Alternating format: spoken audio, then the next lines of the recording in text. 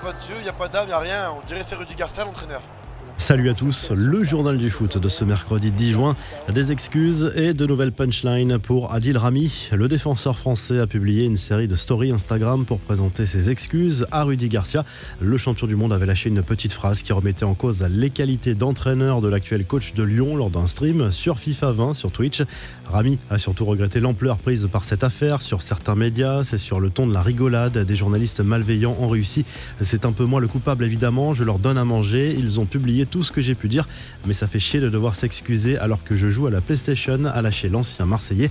Les infos et rumeurs du mercato, comme souvent Marseille et Lyon, sont sur le même joueur, Marcos Polo, jeune buteur de 19 ans de Fluminense, serait suivi par l'OM et l'OL selon Globo Esporte. Le club brésilien voudrait récupérer au moins 10 millions d'euros pour ce transfert. Le PSG a bien tenté sa chance pour Paolo Dybala l'an dernier. L'attaquant a reconnu avoir été approché par le club parisien la saison dernière, mais aussi par Manchester United et Tottenham. L'attaquant avait finalement préféré rester à la Juve, où il sortait d'une saison délicate.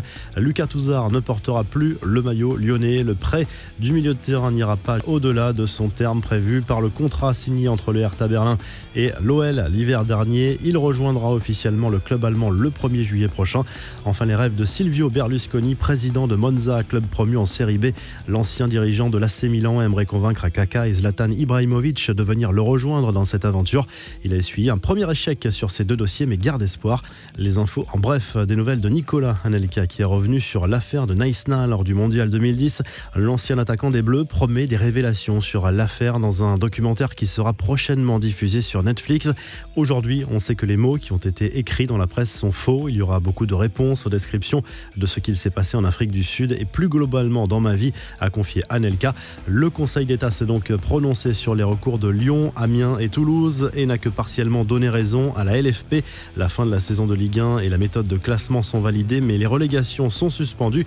Amiens et Toulouse se sont félicités de cette décision qui ouvre en théorie la possibilité d'une Ligue 1 à 22 clubs, mais dans les faits, c'est bien plus compliqué. Une nouvelle convention de la LFP doit être entérinée prochainement et ce document empêche le passage à 22 de la Ligue 1 et cela ferait donc tomber le principal argument du Conseil d'État. Alors que la Première Ligue reprendra dans une semaine, N'Golo Kanté a fini par dépasser ses angoisses. Le milieu de terrain français a été aperçu à l'entraînement par la presse anglaise en compagnie du reste de ses coéquipiers. Le champion du monde refusait jusqu'ici de prendre part aux séances collectives par crainte du coronavirus. La mésaventure de Samu Castillejo, l'ailier espagnol de l'AC Milan, affirme avoir été braqué, pistolet sur le visage par deux hommes dans la capitale lombarde. Les malfaiteurs sont repartis avec une montre de luxe selon la Gazette dello Sport, mais le joueur ne souffre pas de séquelles physiques. Rien ne va plus entre Mario Balotelli et son club. L'Italien n'a pas été autorisé à entrer au centre d'entraînement de Brescia mardi matin. Le club s'est défendu en évoquant un problème administratif lié à son arrêt maladie. Certains y verront de l'opportunisme, d'autres une nouvelle polémique sur Neymar. Un militant LGBT a déposé une plainte contre l'attaquant du PSG pour des propos homophobes qu'aurait tenu le joueur contre l'ex-compagnon de sa mère. La presse à scandale avait révélé sa bisexualité. Les insultes homophobes ont été entendues dans un enregistrement audio d'une conversation privée du joueur avec des amis. Neymar y insulte Thiago Ramos, 22 ans, ex-petit ami de sa mère, on le rappelle. C'est un procureur qui décidera s'il doit engager ou non des poursuites. Le Bayer Leverkusen, premier qualifié pour la finale de la Coupe d'Allemagne après sa victoire 3-0 mardi soir contre les amateurs de Saarbrück, club de 4e division. L'autre demi-finale oppose ce mercredi soir le Bayern Munich à Francfort. Décidément, Edinson Cavani se lance dans des activités surprenantes, bien loin du bling-bling de certains joueurs. Après le fauchage d'un champ, l'attaquant parisien s'est essayé cette fois à la tonte d'un mouton avec un certain succès, il faut le dire.